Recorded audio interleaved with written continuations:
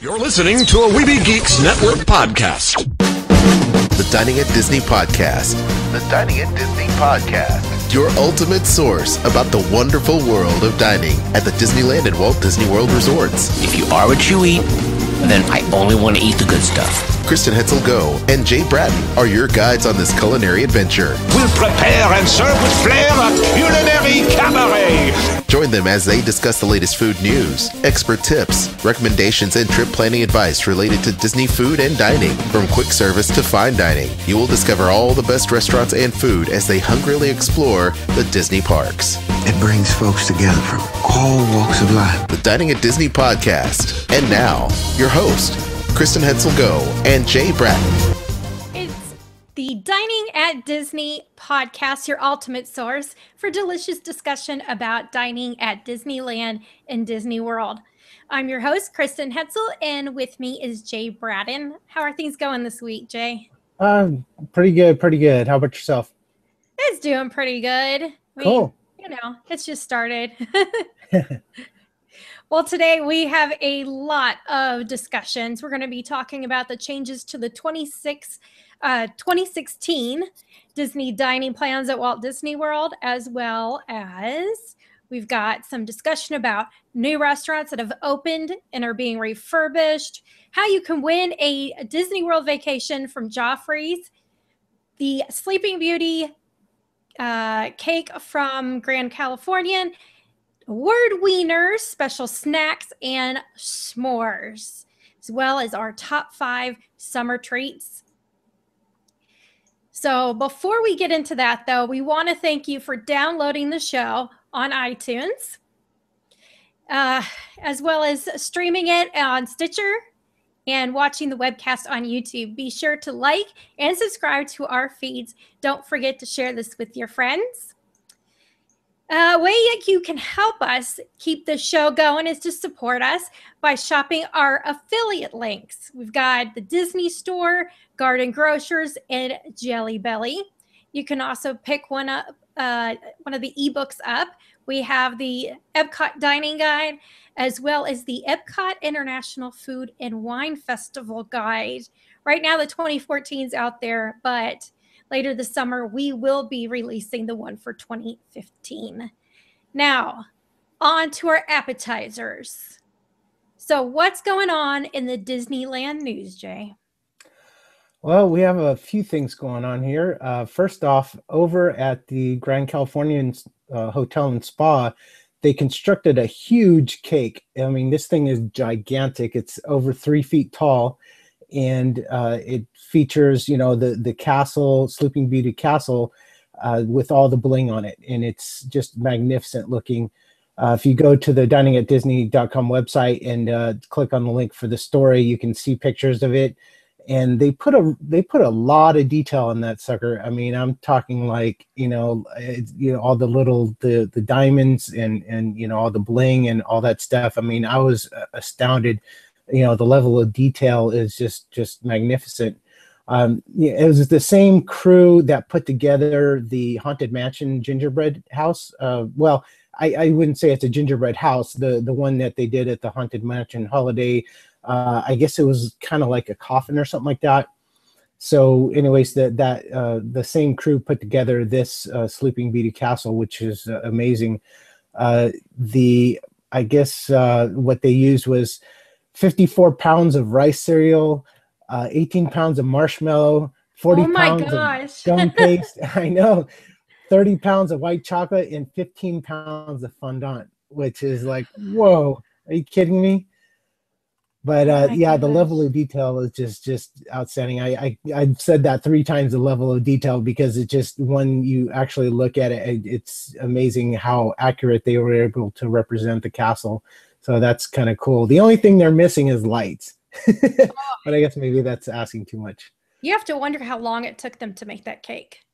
According to the story, it took 140 hours for them to create it from like concept to design to implementation. It's just, there's engineers, there's, bakers, cooks, the whole, I'm trying to look how many people are actually involved in this thing. I'm not sure, but anyways, if you read the story, I'm sure that it'll say how many people were involved in it in its entirety.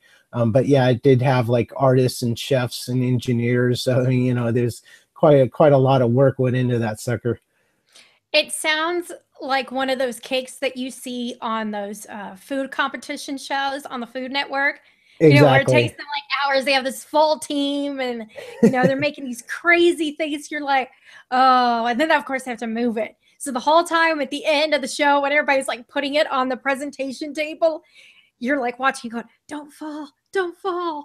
And it's so many times I've seen those poor, like either the candy or the cake designs just collapse before they get it to the table. I'm like, oh, that's awful.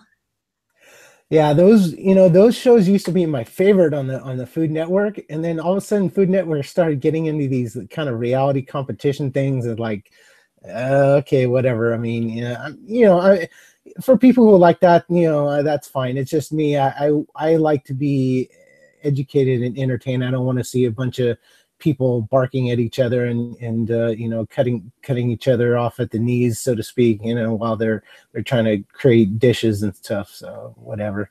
I actually know somebody who had been on the Worst Cooks one. Oh, really? Oh, wow. Yes. That's cool.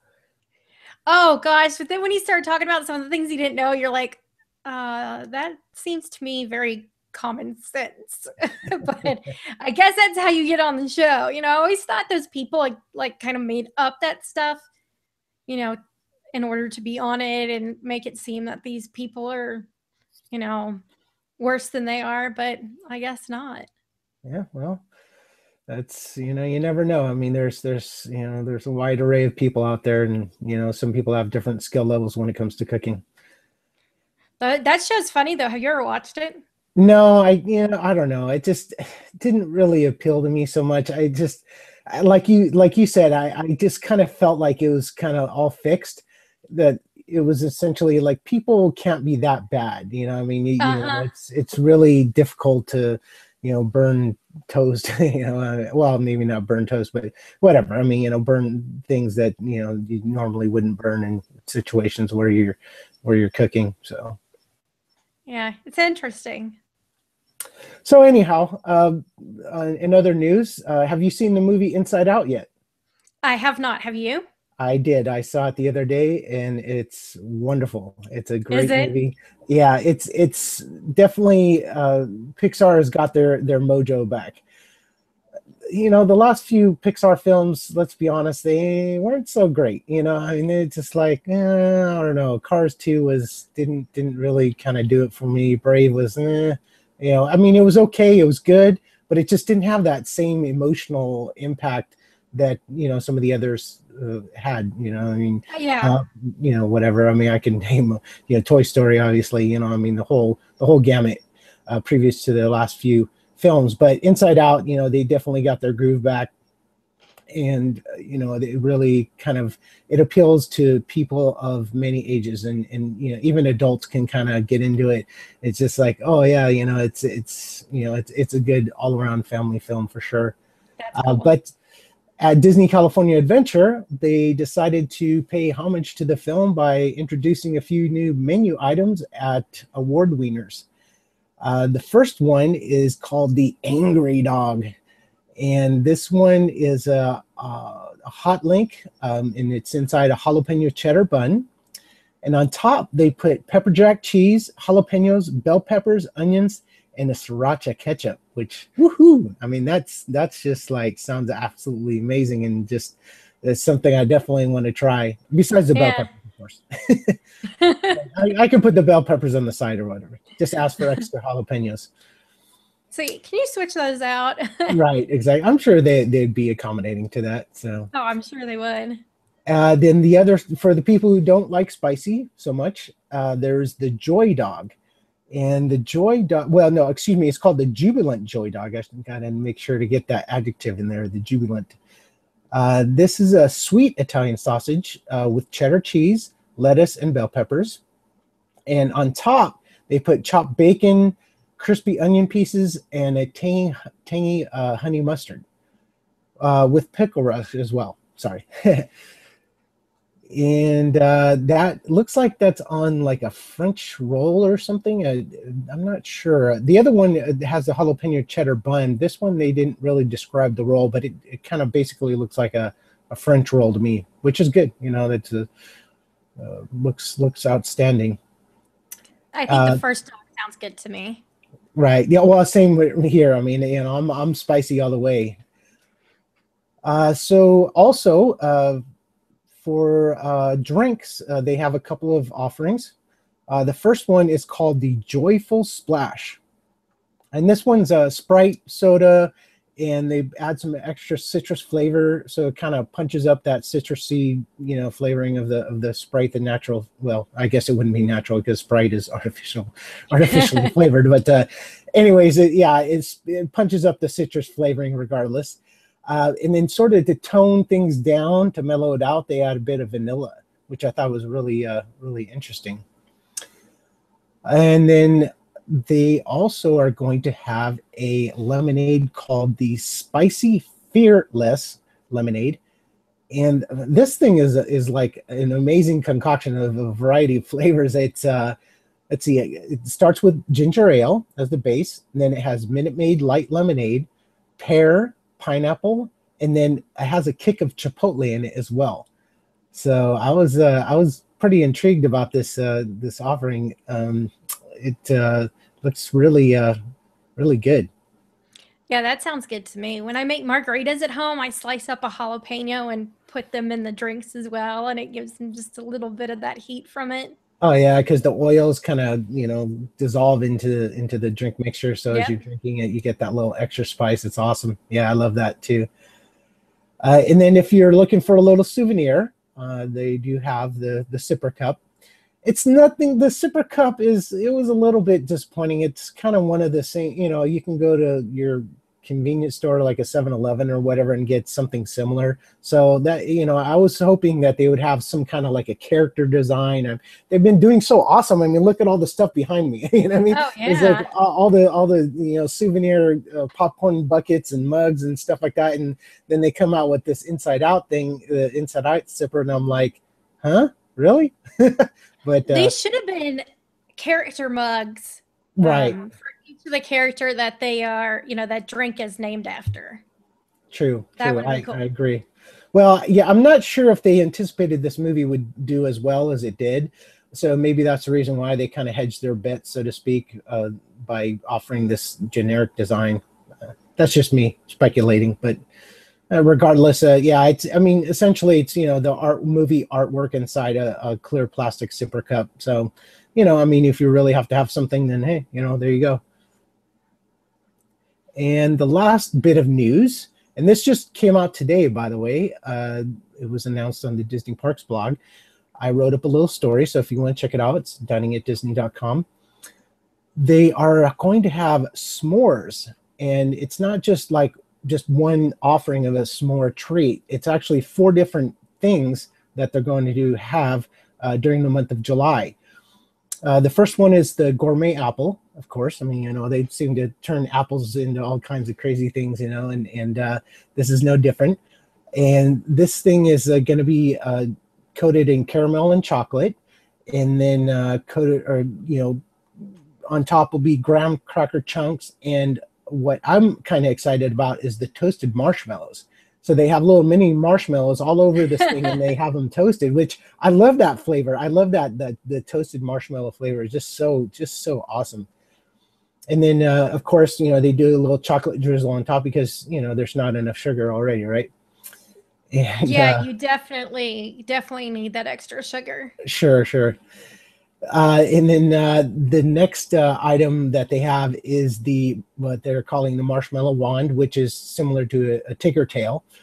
And this thing is essentially the giant, big giant marshmallows that they put together on a little stick. And then on top of that, you know, they do the same thing that they do with the apple, with the caramel and the chocolate, and then the graham cracker pieces with the toasted marshmallows and the chocolate drizzle on top of that. And then the third thing is the crispy treat. Now, the crispy treat again, it's the same components as the other ones. The only difference between the crispy treat and the apple and the marshmallow wand is that they don't use the caramel. So I don't know why they didn't do that. I mean, if you're gonna go do it, I mean, go big, right? Right. So anyways, basically it's chocolate with graham crackers with the toasted marshmallows on top. And did you see a picture of this thing yet? I have not. Okay, so if you look at our website and you see the picture, this crispy treat, it's supposed to be the Mickey head, but I tell you what, that thing looks like it should be around for Halloween because that's scary looking. Honestly, it looks like Mickey Mouse kind of had a zombie outbreak or something. Oh no. Yeah. So it's kind of like it really looks funky. I mean, you can kind of tell that it's a Mickey head, but when you look at it, it kind of looks all deformed and like, I don't know, it's like no kidding. Yeah, apocalyptic Mickey. So yeah, the marshmallows just don't work on it. Right, exactly. The last thing that they have is the S'mores Bark, which I thought was pretty cool too. This is essentially like chocolate and marshmallows mixed together. There's no caramel, and this has they say they have the toasted marshmallows, but I don't know. I mean, it kind of looks like they the little whatever the torch that they use to toast the marshmallows missed these marshmallows on this particular treat.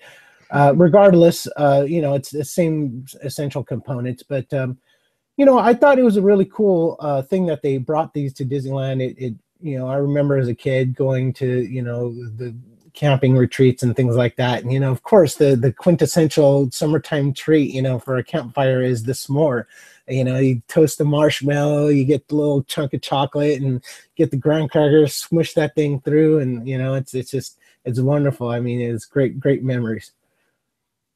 I'm always picky about the toasting of my marshmallows because a lot of people want it like black on the outside and then gooey on the inside. I'm like, I hate that burnt taste, so I have to make sure it doesn't get it's just at the right it has to be kind of like a medium to dark brown. That's I'm with you on that one. Yeah, I'm like, oh, I just want nice and toasted, but I don't want it to turn black. And I've been that way since I was a kid. Like I wouldn't eat burnt hot dogs or anything like that. So to this day, my dad still puts mine on a different section of the grill so they don't burn because I don't want to eat it that way. Right. That's cool. So that's all I have for news. Okay. And over at Walt Disney World, I've got a few stories. One of them is the restaurants that have recently opened. One of them is the new gelato location in downtown Disney that came from Italy. It's called Vivali Gelateria. It's based out of Florence. So it's a Florentine gelateria, and they use fresh products. Some of the stuff's actually going to be shipped in from Italy. So I'm looking forward to trying that. Zuri's Sweet Shop. It opened up in Disney's Animal Kingdom. It's part of that Harambe market we've talked about before. An interesting piece of news about this is it hasn't been open but like a couple weeks. And one of the desserts everybody's talking about was they were called Match the Species. And they do this actually at the beginning. They were doing this at the beginning of at the park at one point. And they had poop on display from the different animals. Of course, it's been treated. So if you touch it, you're not going to get poop on your hand. But they have these made into treats. So you could get giraffe, elephant, rhino, and cotton top tamarind poop candy.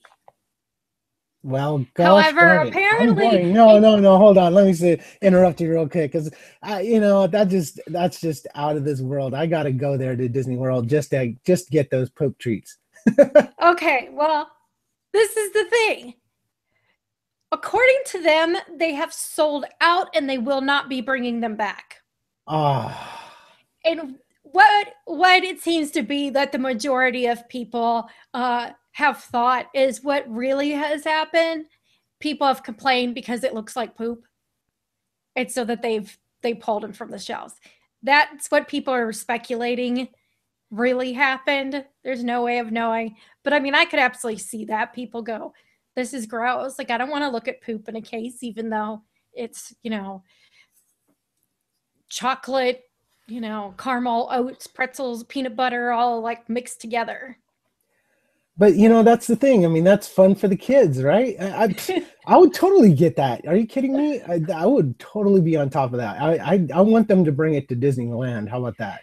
Now, see, my thought was, can you imagine if you gave this to a kid who was about 3 or 4, who can't quite distinguish between real and fake yet, and so they see animal poop somewhere and then pick it up thinking it's going to taste like that? Yeah, well, they'll know the difference real quick then. It's a good learning lesson. But I was like, I could just imagine that happening to some kid, like 3 years old. Mom and dad aren't quite paying attention. They're looking at the park map, and the next thing they know, Junior's picked some up thinking it's like the one he had in the candy store. But I was going to try it. Why not? But yeah, they say they are not bringing it back, and it is sold out. Boo. Yeah, I felt the same way. Another thing is Joffrey's coffee. If you like this coffee, of course, they do have a location in it's Creature Comforts. It's over in the Discovery Island area of Disney's Animal Kingdom. It's like if you're walking into the park and you have to make in front of the tree, right or left. You turn left, you go right past, what's it called? Pizza Safari. And it's right past that same sign. And you can pick up your coffee there. One of the coolest things that they're doing is they're going to support conservation. So the cotton top tamarind, they're going to donate to that cause a portion from the flat white lattes.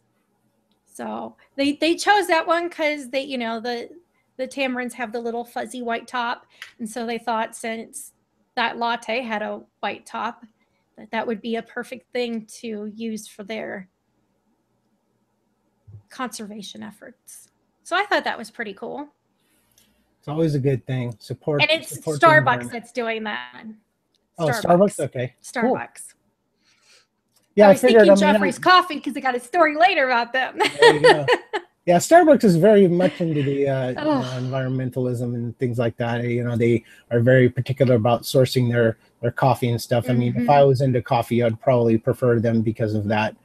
But since I'm not, then it doesn't really matter to me. But it's just that location that's going to be doing that. But I like that. It's a little something different at Animal Kingdom.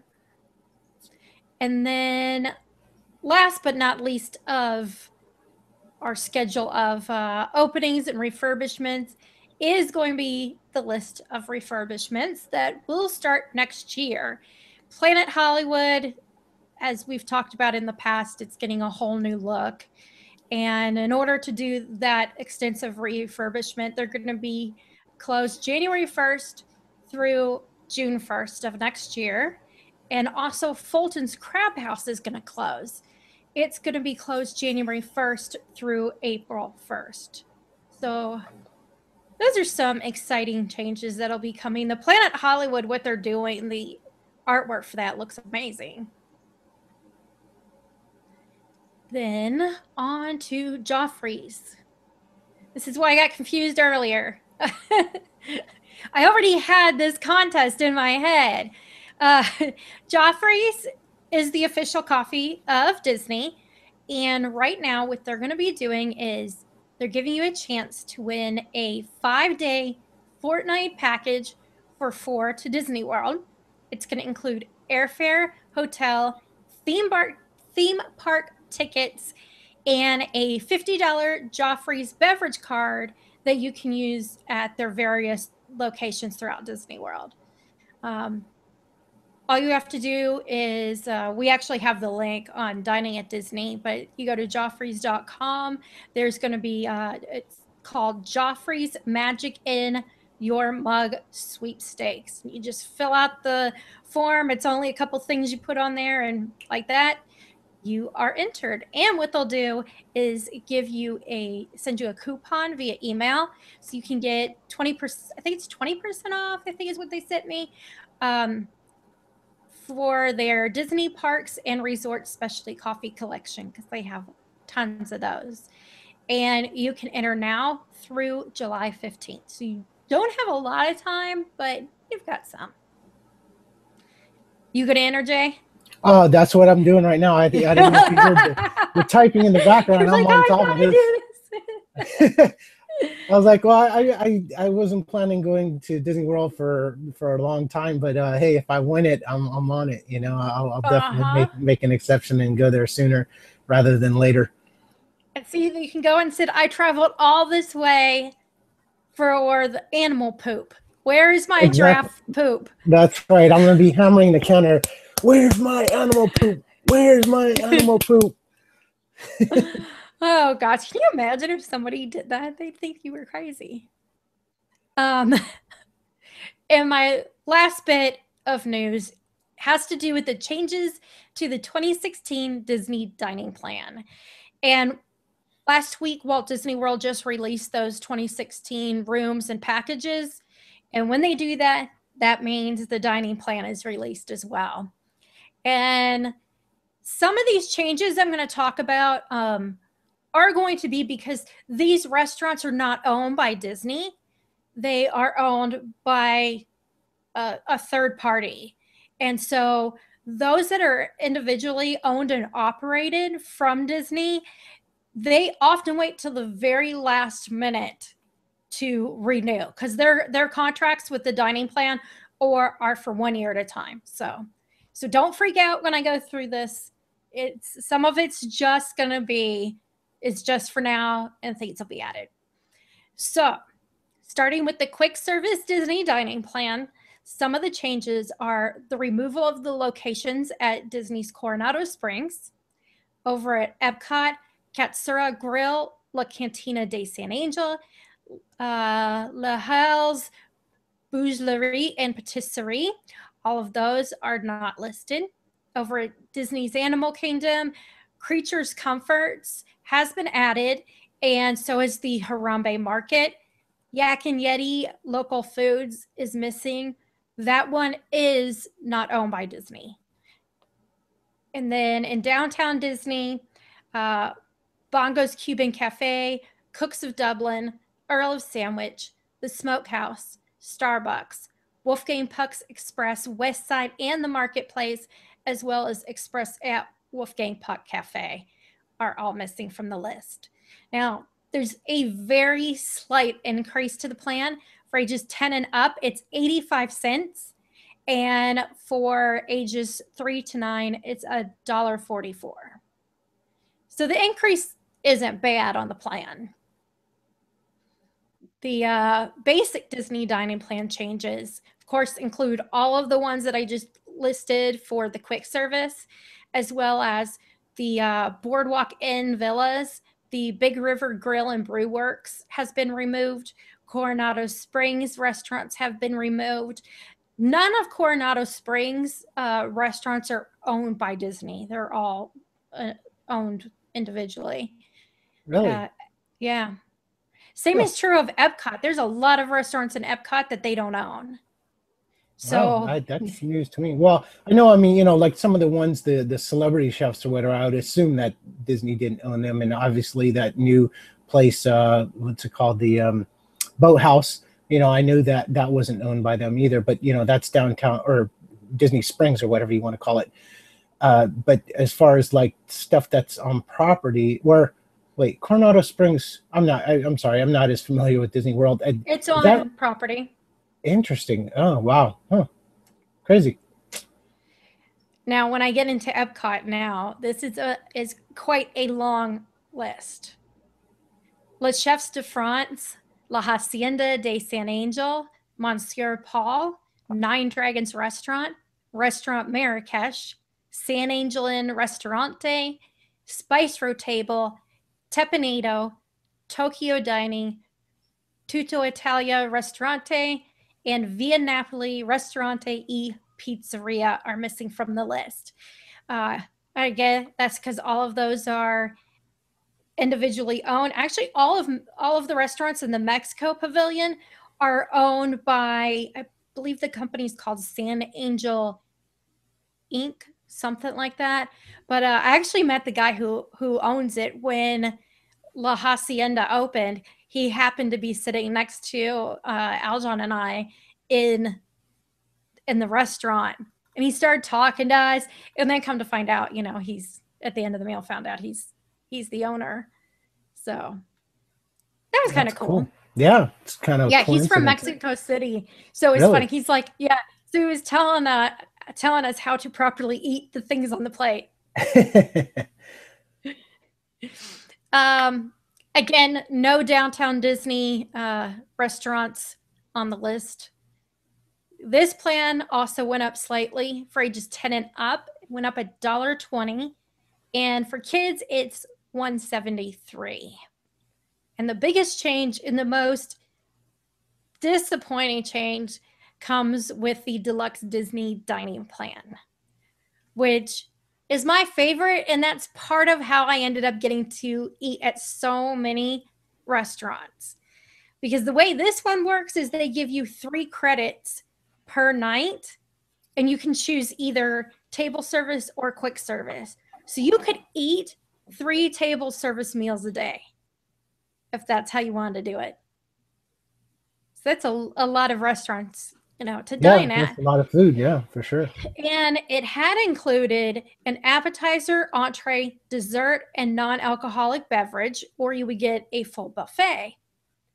Now, they removed the appetizer, which I'm not happy with. I don't like that. That's part of the reason I got that plan is I wanted the appetizer. The dessert I could, have boxed up, take back to the room for later. I'm not a big dessert person. Sometimes I got things that I could just put in the refrigerator and, take back home and eat later. But that's disappointing that now you just get entree, dessert, and non-alcoholic beverage. And the other thing is they increased the price, which you would have thought, well, with removing something, it should go down a little bit. But it doesn't. The price increase for 10 and up is $220, and for kids, it's $270. So that makes that plan over $111 per person per night for adults. Wow. Uh-huh. I don't know. That's, I did the Disney dining plan when I went there, and honestly, if I was to go, the next time I go to Disney World, I doubt that I'll get the dining plan. It just, to me, it was too much food. I didn't feel like there was a lot of flexibility for the things I wanted. I like to kind of play fast and loose. I mean, certain things, of course, I'm going to make reservations for, the nicer restaurants and things like that. But, like when I'm doing counter service, I don't want to be restricted to, what I'm going to get or forced to get something I don't want to get. I mean, you have to get a snack item or what, I don't want a snack item. That's how I winded up with all these souvenirs, our gingerbread cookies. Luckily it was Christmas time, so I was able to utilize them for that purpose. But honestly, it was just so much, and I kind of felt compelled, okay, I don't want to waste the money, because obviously I bought this thing. But at the same time, in the future, I think that I would just say, hey, it's okay. I'll pay cash on my own, or credit card or whatever. I liked it because I could, use 2 credits and go to some of the signature dining restaurants like Narcosis and not have to worry about the price on the menu. I could order whatever I wanted, and $80 for, surf and turf, I wouldn't be thinking, do I really want to spend that, or should I get this? It's, $42. That's true. That's No, just the way that is my true. mind works. Sure, So sure. for me, that was a nice thing about I don't have to worry about the cost of it. Just get whatever you really like. Yeah. So Well, maybe if anything, I'd probably do like a lower dining plan or something like that. That's maybe a better plan. Then that way I can kind of mix and match what I want to do, that kind of thing. yeah, they should have done an option of you can choose an appetizer or a dessert. Right. Because I'd rather skip the dessert and have the appetizer, and I'm just not crazy about how they've done that. Especially since, Disney Channel, the company decided to pull, not allow certain things to be advertised on the Disney channels because they wanted it to be targeting healthy eating, healthy lifestyles to kids. But then they're going to have you get a dessert. You don't have an option, you're going to get a dessert. So I just don't like that. I feel like it's like until it eats into their pocket a little bit. Because, of course, an appetizer is going to cost more than a dessert. Right. That's exactly what I was about to say. Appetizers, the food costs of those are higher than a dessert. I mean, dessert is, really, really inexpensive. I know their stockholders want their money, but I want my appetizer back. As I mentioned, I do anticipate seeing additional restaurants added to this list over the next 7 months, before the end of the year. Like I said, independently owned and operated, so they do wait to the last minute to renew their contracts.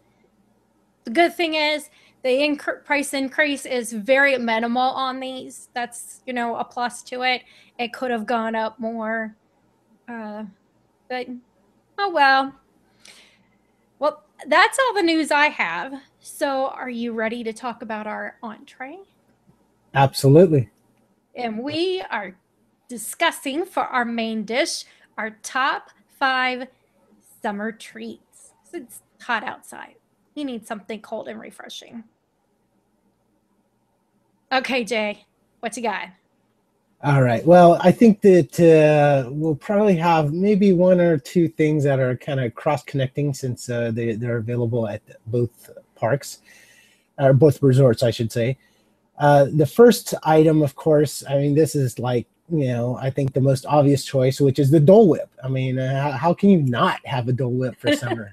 You got to head on over to the Tiki Room and then pick yourself up a Dole Whip and just chill out in the queue area for the Tiki Room and enjoy your treat and cool down there.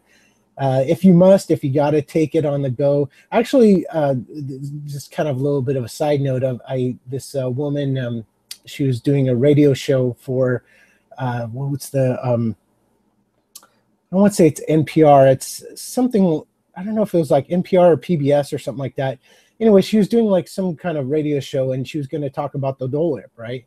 And she says, well, tell me about the Dole Whip. And so I gave her the whole lowdown, the history and stuff like that.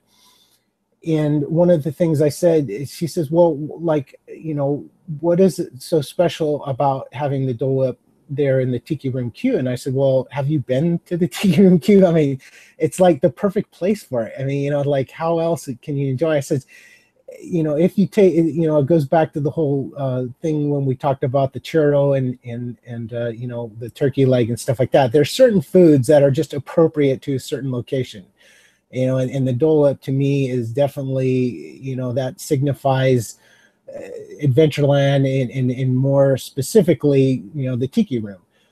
So I mean, if you must take the Dole Whip on the go, don't do yourself a favor. Don't walk to Main Street. Don't walk through Frontierland. Just walk through Adventureland. Just take the long way around and go to New Orleans Square or wherever you're going to be heading to, and just enjoy the atmosphere. It's part of the special the special experience that you have while eating a Dole Whip.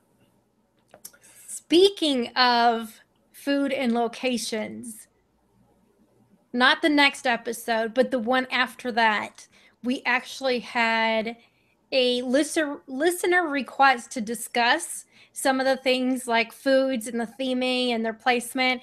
So we'll have to talk about that. Oh, yeah, definitely. Some more. Sure. We can expound on that topic. No problem. I feel very passionate about ambiance. Okay. So the next treat that I have on my list for summer will be the mint chocolate chip ice cream. And you can get this at Gibson Girl Ice Cream Parlor or Clarabelle's hand scooped ice cream as well. And I just, there's something about the ice cream, the mint, just kind of cools you off. And then you also get that little bit of chocolatey. I mean, chocolate, I love chocolate, and so do many people. And the cream, the minty flavor of the ice cream itself, just everything just works well together. And it just, it's when it's hot outside, you cool down in the air conditioning of Gibson Girl, or, well, Clarabelle's doesn't really have any seating, but you can go next door to Fiddler, Pfeiffer, and Practical Cafe and sit down in there. But the thing is that the mint chocolate chip ice cream just, I think, is the the perfect way to cool down both inside and out. Then the next item I'm going adult here, so for the 21-year-old and over crowd, I'm doing a beer. And I saved my 21 and up as honorable mentions. Honorable mentions. Okay. Yes. Well, for me, it's a must-have. So that's because that's just me, and I'm over 21, and if I want a beer, I'm going to have a beer. There's a lot of good beers at I was going to say at Disneyland Resort, but more specifically DCA, because you can get some at Downtown Disney and also DCA, but not Disneyland, obviously. But I was kind of tossing up like which of the beers I would want as a summertime treat, and just something about the Tower 10 IPA. It is a bit on the bitter side because it's quite hoppy, but it's also refreshing at the same time. It's sort of like if you're salivating and stuff like that, it kind of dries your mouth out almost, and then so that's the thing. It's cool, refreshing, and dry at the same time. So if you're sweating, you don't want to, you want something, just that drier sensation, then you can taste it with that beer. They also for the summer, I believe they have they have two different beers. There's one called Endless Summer, and I'm not sure if that's on tap now at Bayside Brews, or there's another one called Wind and Sea Wheat, and both of those are pretty good too. They're pretty refreshing, and those would be alternate choices for me. Yeah, I haven't seen did you say Wind and Sea? Yeah, Wind and Sea. Yeah, WINDANDSEA. It's all one word. I mean, it's Wind and Sea. Technically three words, put together, correct. So Wind and Sea Wheat, and the Wind and Sea Wheat is sort of like not a traditional Belgian, wheat beer. It's kind of like a mixture. It's a hybrid wheat beer, I guess. And then that's at Bayside Brews. Again, Downtown Disney, you can go to various locations and they have different beers. But I don't know, that particular one just sparks my taste. And then for dessert, this one, it's sort of on the heavier side for a summertime treat, but I kind of like it because it reminds me of America. I mean, we're coming up on July 4th, right? Red, white, and blue, yay, wave the flags and all that stuff. And what's more American than apple pie? And so you go to Flo's V8 Cafe, and they have a cheddar apple pie. And I love that it's a smaller portion. So, honestly, two people could share it comfortably. But if you're hungry or you just want to be a greedy little monster, you can have that sucker all to yourself as well. And I like that as well. I like that because of the fact that again, it's apple pie, but I like that little extra bite of the cheddar. and then offers a bit of creaminess as well. And I like the crust on it. The crust is a little tough, but nothing that would deter me from getting it, because obviously I put it on my top 5 treats, right? But yeah, I definitely enjoy that. Have you had that yet? I have not. It is on my list of things to try, and I always go in there and it's like breakfast or something when I'm just not all about eating it, and I go, I'm gonna come back next time and get this. And yeah, I mean, here's the thing is that when you're in the mood for a snack and you're in Cars Land, what do you think of? The Cozy Cone Motel, obviously. Yeah. And that's the thing. I mean, there's popcorn, there's the churro bites, there's the cones, the cone carne, cone and stuff like that. So chili cone carne. But people kind of look at flows as like, oh, I got to sit down inside and everything like that. Well, that's not necessarily the case. You can go in there and order. I mean, it's counter service for goodness sake. Yeah. You just pick up your apple pie and just be on your way. I mean, there's no rule against taking the food to go. The last time I was in there specifically to get a beer. There you go. Yeah, they carry the Racer 5 IPA. I like Racer 5 as well, but Tower 10 I like a little bit better. They also carry the Carl Strauss Red Trolley. Red Trolley, right, exactly. I like that one. Yeah, that's good. Yeah, it has a nice mellow flavor, and it goes well with a lot of dishes. Mm-hmm. And then my final treat is one of the 60th anniversary treats that they just released, and it's over at Jolly Holiday Cafe, Bakery Cafe, and it's called the Frozen Pomegranate Silver Sparkler. Whew, that's a mouthful, right? No kidding. My wife had bought it, and we were walking around the park, and I tasted it, and I was like, oh, this is really refreshing. And it's a slushy.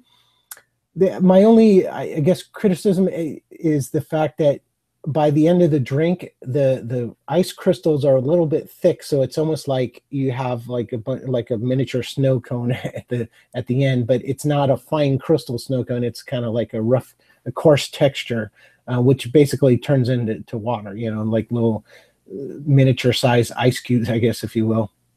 Or I shouldn't say miniature; they're more like micro-sized ice cubes. So you drink all the flavor out of the rest of the drink, but you have all that leftover icy stuff, and that's my only criticism. But the flavor combination itself is really good. They use the pomegranate, and I'm not sure what else it comprises of that drink.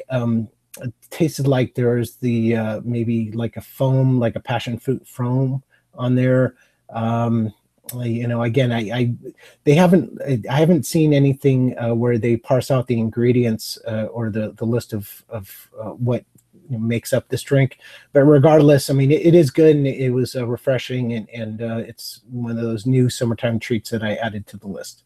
You'll have to ask them next time you're there. Go, what is Absolutely. this? I need to know. Well, see, that's the thing. I wasn't with my wife. She was she had bought it, and then we had met up somewhere else. So that's the thing. I wasn't there to ask them, well, wait, what's up? What's the dealio? Yeah. You have to remind her next time she does that. Right. You need to find out what's in that. So that's it. That's my 5. Okay, so on to my 5 at Walt Disney World. Now, again, this one is going to overlap with yours slightly, because mine is the Dole Whip float. I prefer the float. And they recently, remember we had talked about where they switched some of the restaurant locations? Right. Well, they switched a lower aisle to be next to the Tiki Room. So Cool. It'd be nice if they would let you take them in like you guys can, but they won't let us bring drinks into ours. Really? Yeah, I never knew that. Wow. That's interesting. Yeah, the first time I went to Disney, I was like, I can bring this in? This is so cool. Yeah, well, when I went to Disney World, they were refurbing the ride or the attraction. They were transitioning from under new management back to the traditional Tiki Room. So, yeah. Where Iago caught fire. I guess so. Yeah, that's. I remember. I think that was the reason why. And Yeah, so because I was a little disappointed. I kind of wanted to see it just to compare and contrast with the original Tiki Room and what this whole deal is about Yago and stuff. And so, anyways, regardless, I'll just have to watch it on YouTube or something. The thing that made me sad about them reversing it was the fact that when you entered and were waiting in the line, the pre-show had the voice of Phil Hartman. Which, you know, he's gone now. Now he's gone from the park. And, oh gosh, which part was it? Oh my gosh, I just forgot his name. Jose? No, the French one. Oh, Pierre. Pierre, yes. Pierre was voiced by Jerry Orbach. And of course, he is no longer with us either. So that just made me sad when that was gone. I was like, oh, I can't hear their voices anymore. Yeah. So, yeah, that was my disappointment with that. But your version's better, the original one. So that's a good thing. Next on my list is going to be the Mickey Premium Ice Cream Bar, which you can get everywhere. And I like this because it has like that soft serve creamy ice cream in it. And then on the outside, it's a dark chocolate that's nice and crispy. So that's really good. And yeah, I like it. You know, the thing about those ice cream bars, though, is that when you first get it, that sucker is hard as a rock. I mean, I'm talking like you could break your teeth on that sucker. It's you know, because they put it in dry ice, and that's the issue, is that dry ice is so cold, you know, it just makes the ice cream rock solid. So it's kind of, you have to wait a while before you can actually bite into it. But unless it's a busy day. Yeah, I've yet to see a person bite into it right away. I mean, I see people like try to take a bite, and then all of a sudden you see, you know, coming back out of their mouth is nothing but it's the entire ice cream bar in its entirety with just teeth marks on it, you know, into the chocolate only. Yeah, the busy ones over at Walt Disney World, they're softer on the inside where you can bite into them right away. I don't know if it's they go through them too fast, or the humidity helps them to, you know, keeps them from being that hard. Right, that's true. I mean, you know, you do have the humidity, and it's a lot warmer where, you know, in Orlando than it is at Disneyland. Yeah, those 90-degree temperatures make a difference. Let's see. What else is on my list is the coconut paletas from La Cantina de San Angel in Epcot. And these have it on the outside, they put some fresh coconut, and at the bottom of them is fresh coconut. So when you finish it, you've got little coconut shavings at the end of it. And one of the cool things is when you order this, if you're getting other food besides just your paleta, they will hold it at the counter for you. So it doesn't melt while you're eating your nachos or enchiladas, and all you have to do is come back up and they'll mark on there that you got it and you're good to go. That's cool. I do like that. Staying in Epcot, I'm going to go with any ice cream from L'Artisan de Glace. It is so good. It's that creamy, rich ice cream that's like gelato. Oh gosh, it's so good. And there you can get it adult. They'll put the ice cream in a martini glass, and you have your choice of Grand Marnier. I know there's a vodka. I think it's like maybe a marshmallow vodka, and one other that they'll pour over the top of that. But it's really good. And their newest flavor, which is a lemon meringue, is a must try. And I will be getting it again next time I'm there because it's so good. I remember being in the France Pavilion and trying the Le Grand Orange. I think it was the Grand Orange or something like that, the slushy or whatever. That was awesome. That's one of the most popular drinks. Is I can that imagine. orange slushy? Everybody Yeah. loves the orange. However, it's never been one of my top favorite drinks. There's too many other things I like to drink at Epcot. Right. And I'm gonna say my last, and then I have, as I said, I've got honorable mentions because I was going with all family friendly for my top 5, and it's the kakigori with sweet milk. So it's like a snow cone that they've topped with. They pour sweet milk over the top of it. It's from Kabuki Cafe over in the Japan Pavilion, but it's so good. A friend of mine turned me on to it. He was like, "You've got to try it with the sweet milk." I'm like, "Okay, sure." I had never had it that way. I always just got either that they have, but with the sweet milk, oh my gosh, it's so much better. And my 2 honorable mentions, which are for 21 and up only, it's going to be the frozen Kirin from the drink stand in the Japan Pavilion. Have you ever had a frozen beer? I have not. It's actually really good. I wasn't so sure. I was like, that seems a little strange. But as hot as it is, as you drink it and the frozen part goes down, because the bottom is just topped off with frozen. Mm-hmm. That goes down and it keeps it cold. And then by the time you finish it, you have a cold beer and all the ice is gone. So it's kind of like a slushy in the initial stages? Yeah, on top, the bottom is like just a normal cold beer, and then they top it off with frozen beer. Oh, okay. Cool. So. Yeah, I've had frozen beer just because I left it in the freezer a little bit too long, but that was a different story. It wasn't too good, especially when the can exploded on me. Anytime I put something in the freezer that's either like in a can or a glass bottle, I always, because I'm like, oh, the last thing I need is for something to explode.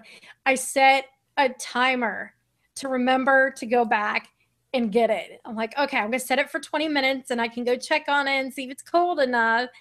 If not, I'll set it for like another 10 or 15. Yeah, because I've done that.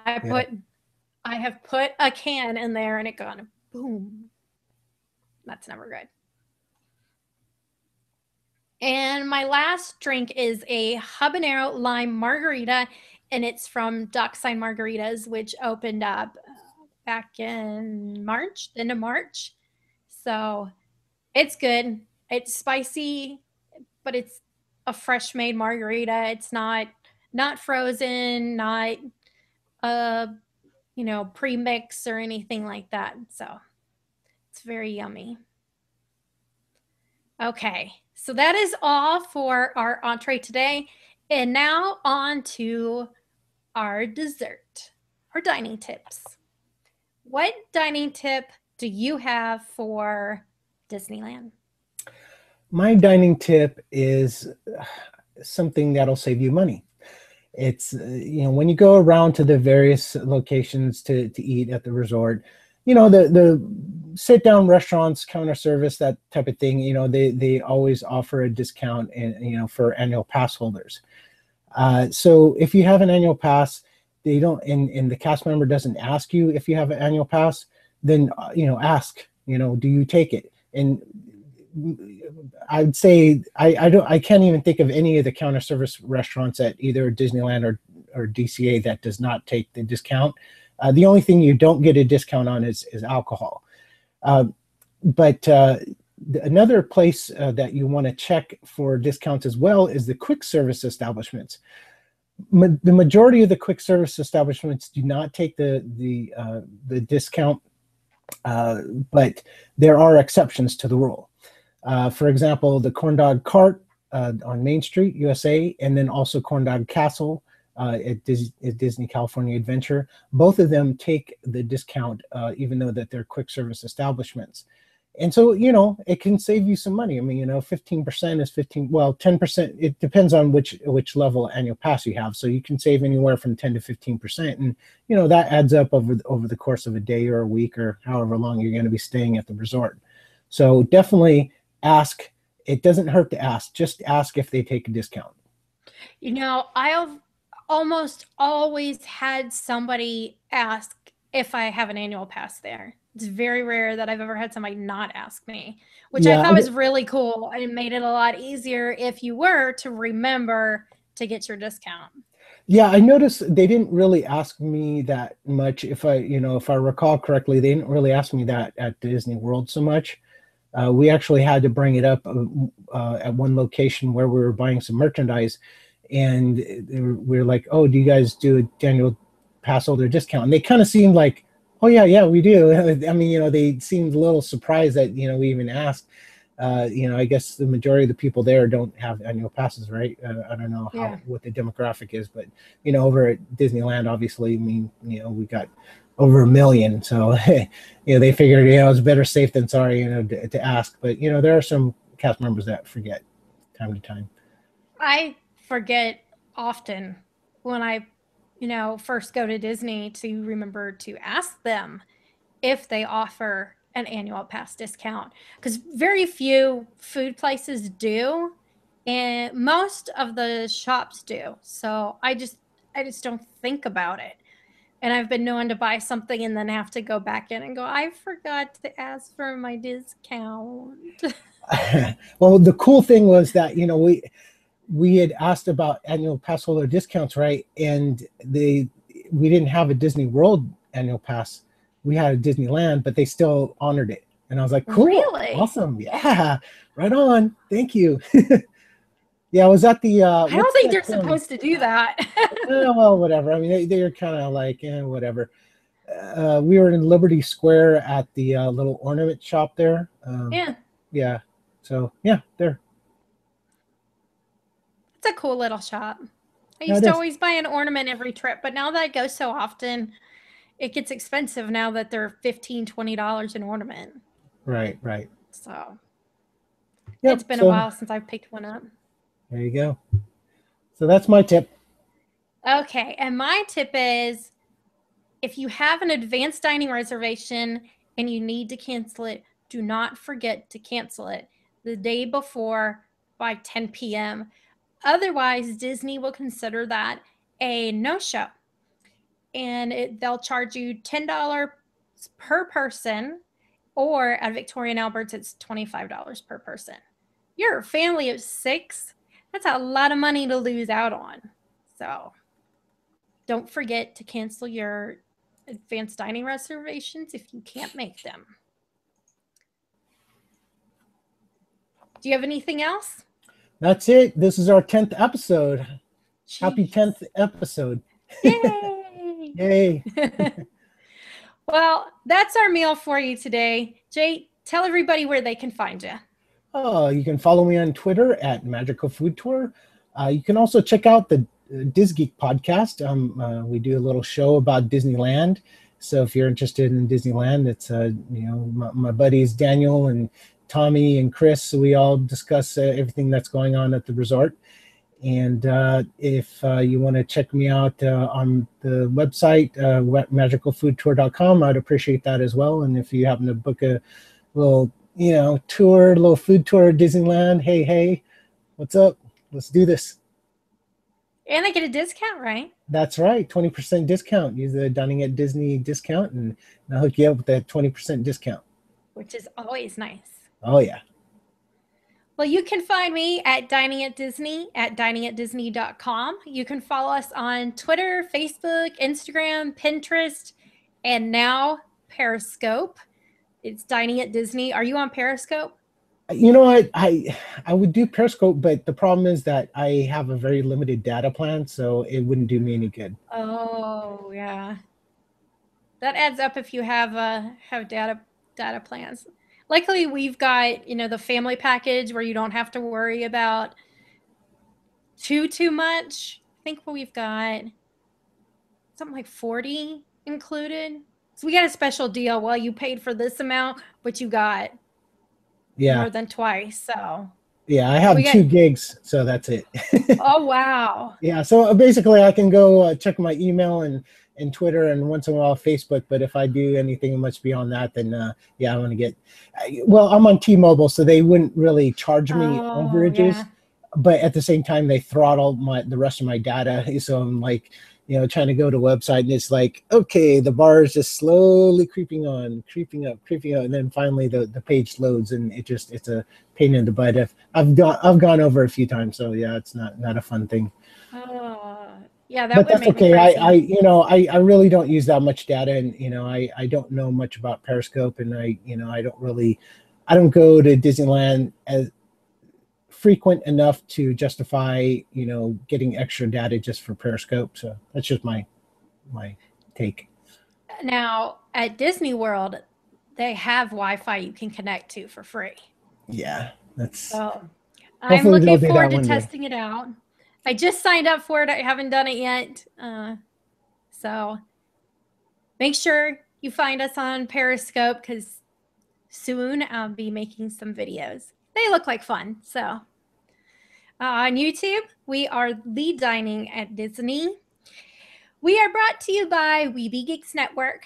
Please subscribe to us on iTunes and Stitcher. We would love a 5-star rating as well as a review. So please be nice and give us some reviews. Well, our next episode, Jay's going to be off, and it's going to be coming from Disney World. They are doing a sneak peek of the 20th annual Epcot International Food and Wine Festival. So myself, Tony Casanova, who's from Disney by the Numbers in the Disney Parks podcast, as well as Aljon Go from Jedi Musketeer and WDW Tiki Room, will be joining me to discuss this event.